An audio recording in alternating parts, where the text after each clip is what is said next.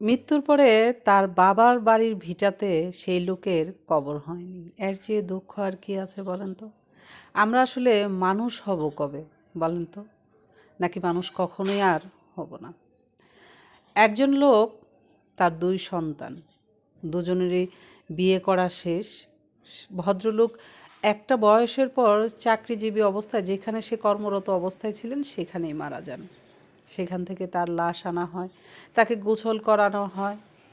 সব কাজ সম্পূর্ণ হওয়ার আগেই কবর কোথায় দিবে, মাটি কোথায় দিবে সেই জায়গার চিন্তা করা হয়।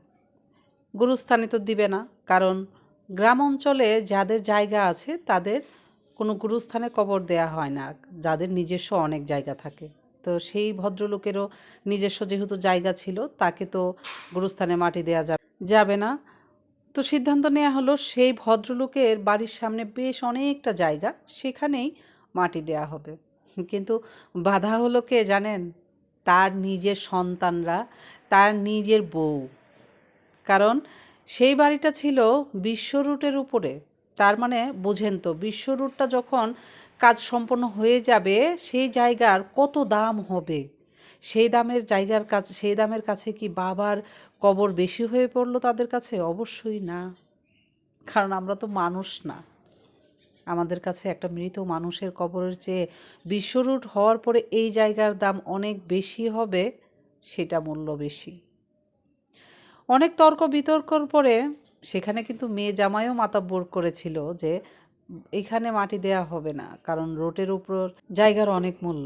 অথচ যে মেয়ে জামাই এখানে না করলো যে তার শ্বশুরকে এখানে মাটি দেয়া হবে না, অথচ তারই সন্তান যখন জন্ম নেয়, মারা যায়, তার কবরটা কিন্তু ওইখানেই। তাহলে বুঝেন, যে ভদ্রলোক মারা গেল তার সম্পদ, মানে ভদ্রলোকের বাবার সম্পদে তার জায়গা হলো না, অথচ যে মেয়ে জামাই না করতেছে যে শ্বশুরকে এখানে মাটি দেওয়া হবে না, তার ছেলের কবর ঠিকই হয়েছে।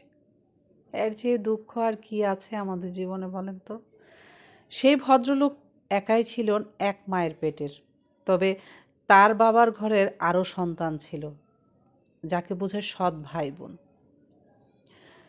সৎ ভাই বলে উঠল, আমার বাড়ির সামনে মাটি দাও। আচ্ছা বলেন তো, সৎ ভাই কি কখনো সৎ ভাইকে কবর দেওয়ার জন্য মাটি দিতে চায় এখন?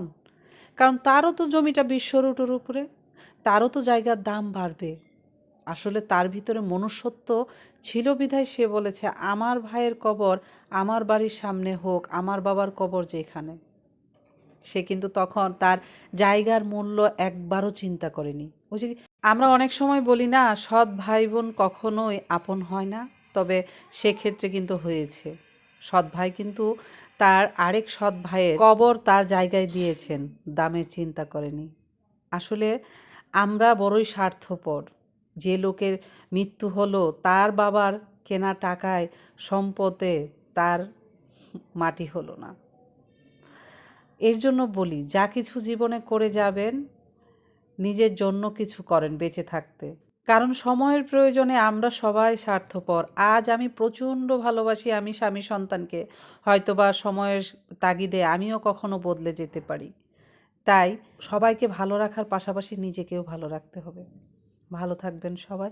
খুব কাছের একজন মানুষের কথাগুলো আজকে ভিডিওতে শেয়ার করলাম। কথাগুলো বলতে চোখের পানি চলে আসছিল জানেন। আমার খুব একান্ত খুব কাছের মানুষ। এটা বলা এই না যে নিজেদের লোকের নামে বদনাম করা, এখান থেকে কিছু শিক্ষা নেয়া, এই আর কি আপনাদের সঙ্গে শেয়ার করা। দোয়া করবেন সেই ভদ্রলোকের জন্য, আল্লাহ যেন তাকে বেহেশত নসিব করেন। আমিন। আল্লাহ হাফেজ সবাইকে।